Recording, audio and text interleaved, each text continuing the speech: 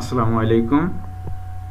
আজ আবার অনেক দিন পর আপনারা কয়েকজনের কমেন্টের রিকোয়েস্ট থেকে আমি আবার আপনাদের জন্য যারা পলিটেকনিক এবং তাদের জন্য আমার আপনাদের যে চতুর্থ পর্বের ইলেকট্রিক্যাল সার্কিট অ্যান্ড মেশিনস বইটি রয়েছে সেই বইয়ের একটি গুরুত্বপূর্ণ অধ্যায়, দ্বিতীয় অধ্যায়। এই অধ্যায়ের কিছু অঙ্ক সমাধান করার জন্য আজ আমরা এসি সিরিজ সার্কিটের একটি অঙ্ক আপনাদের করে দেখাবো এবং আপনাদের বোঝানোর চেষ্টা করব। তো শুরুতেই আমি আপনাদের একটা রিকোয়েস্ট করতে চাই, আপনারা আমার চ্যানেলটা সাবস্ক্রাইব করবেন, শেয়ার করবেন, লাইক দেবেন। ধন্যবাদ। শুরু করা যাক আজকের ক্লাস। আজকের ক্লাসের শুরুতেই আমরা একটি সিরিজ সার্কিটের ম্যাথ নেব। আমরা একটা সিরিজ সার্কিটের ম্যাথ নিলাম।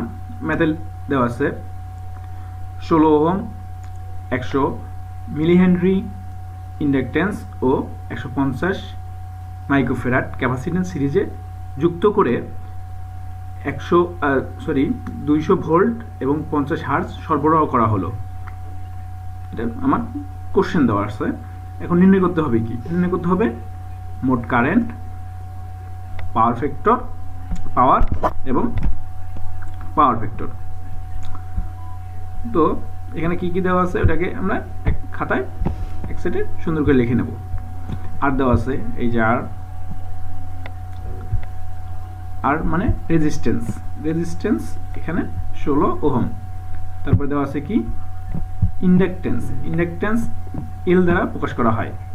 ইন্ডাকটেন্সকে এল দ্বারা প্রকাশ করা হয়। এখানে 100 মিলিহেনরি দেওয়া আছে, এটা আমরা নিলাম 100 মিলিহেনরি। তো এখন এখানে যে 100 মিলিহেনরি আছে, আমার তো মিলিতে কাজ করলে হবে না, সেই জন্য আমরা এটাকে হেনরিতে প্রকাশ করবো। হেনরিতে প্রকাশ করতে কী করতে হবে? 100কে 10⁻³ দ্বারা গুণ করতে হবে। এটা আমার হেনরিতে প্রকাশ পাবে। এখন পরে কি দেওয়া আছে? Capacitance C equal to 150 microfarad. মাইক্রোফ্যারাডটাকে আবার কী করতে হবে? মাইক্রোফ্যারাডটাকে আমার আবার ফ্যারাডে রূপান্তর করতে হবে। সেই জন্য কী করতে হবে? এটার সাথে 150-এর সাথে 10⁻⁶ গুণ করতে হবে, তাহলে আমার এটা ফ্যারাডে রূপান্তরিত হবে। তারপর কী দেওয়া আছে? তারপর দেওয়া আছে ভোল্ট, 200 ভোল্ট সরবরাহ করা হয়েছে। আর দেওয়া আছে হার্জ, কত হার্জ? ফ্রিকোয়েন্সি হলো 50 হার্জ। তখন আমাদের নির্ণয় করতে হবে কি? নির্ণয় করতে হবে মোট কারেন্ট, পাওয়ার আর পাওয়ার ফ্যাক্টর। তো আমরা এই অনুযায়ী একটা চিত্র অঙ্কন করে নেব। এরকম করে একটা খাতায় সুন্দর করে একটা চিত্র অঙ্কন করে নেব। তারপর আমাদের এখন কী বের করতে হবে? বের করতে হবে কারেন্ট। তাই কারেন্ট বের করার জন্য কী করতে, সূত্র কি? I সমান V ভাগ Z। I সমান V ভাগ Z। আমার এখানে V আছে, I তো আমার বের করব, কিন্তু এখানে আমার আছে শুধু V, জেডটা নাই। আমরা জেড বের করতে হলে কী করা লাগবে? জেড বের করতে হলে আমার বের করা লাগবে, দেখেন, R plus J XL minus XC. এখানে আমার আর আছে, কিন্তু এক্সএল, এক্সি বা জে এগুলো কোনোটাই নাই। সেক্ষেত্রে আমার এখন এক্সএল এবং এক্সিটা বের করে নিতে হবে। তো এক্সএল এবং এক্সি বের করে নেওয়ার যে সূত্র সেটা দেখেন, আমরা এই পাশে করি। এক্সএল সমান 2πfl। 2πfl এটা হলো এক্সএল নির্ণয়ের সূত্র। দেখেন এখানে আমার এখন 2 আছে, পাই আছে। পায়ের মান তো আমরা জানি 3.1416। এফ এর মান দেওয়া আছে, এল এর মান দেওয়া আছে। তাহলে আমরা এক্সেল বের করতে পারবো না?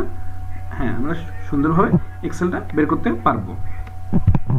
দেখেন এখানে আমরা 2 বসায় দিলাম, পায়ের মান 3.1416, এই যে এফ এর মান 50 এবং এল এর মান 100 × 10⁻³ এটাকে গুণ করলে আসে 31.42 ওহম।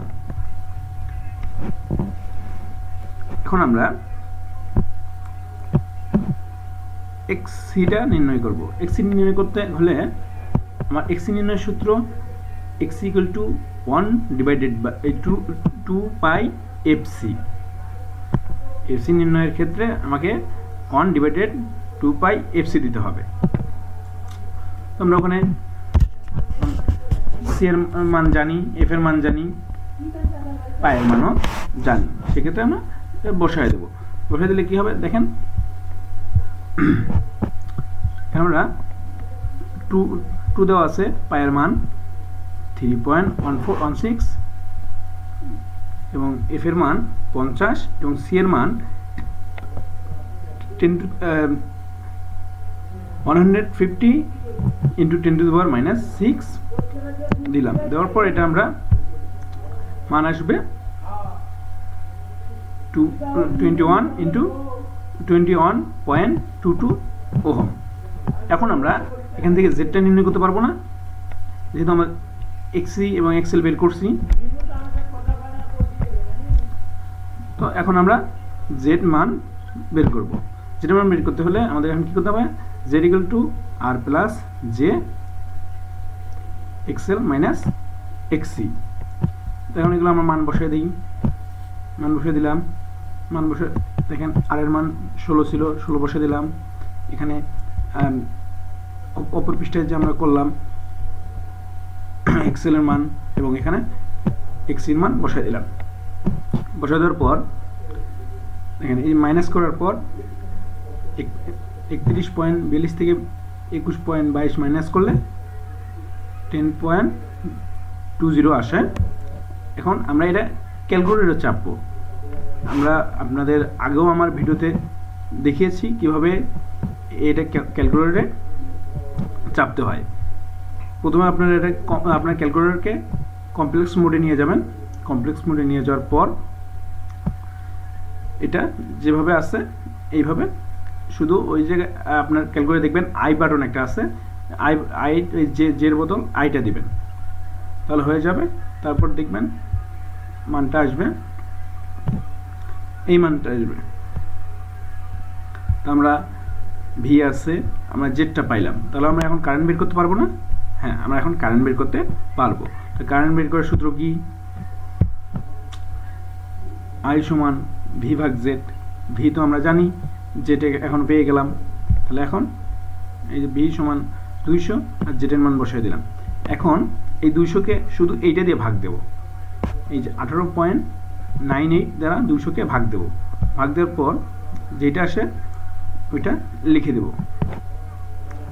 লিখে দেওয়ার পর এখানে যে 32.56 আছে, এটা তো নিচে আছে, নিচে আছে না। এখন আমাকে এটা যদি উপরে নিতে হয় সেক্ষেত্রে আমাকে মাইনাস বসাইতে হবে। এই মাইনাস বসিয়ে দিলাম আর আমার এই আয়ের মান বের হয়ে গেল। এটা আমার আয়ের মান। এখন খ নম্বর ছিল পাওয়ার বের করা।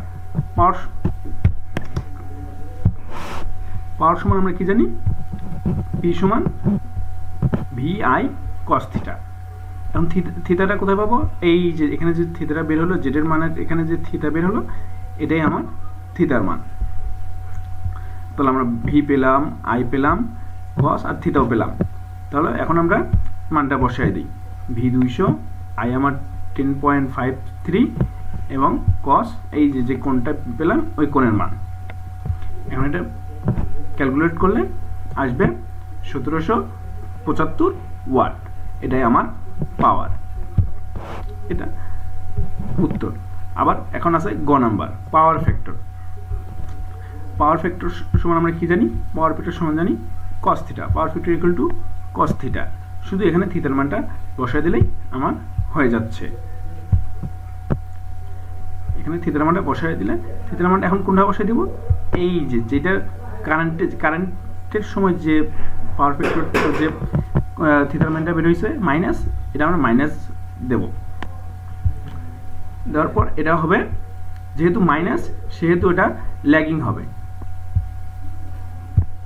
তাহলে আমাদের হয়ে গেল একটি সিরিজ সার্কিটের অঙ্ক। এভাবে আমরা আমাদের এসি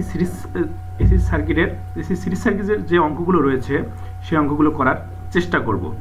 আমি ইনশাল্লাহ আগামীতে প্যারালাল সার্কিটের অঙ্ক আপনাদের দেখানোর চেষ্টা করব। তো ভালো থাকবেন, সুস্থ থাকবেন, খোদা হাফেজ।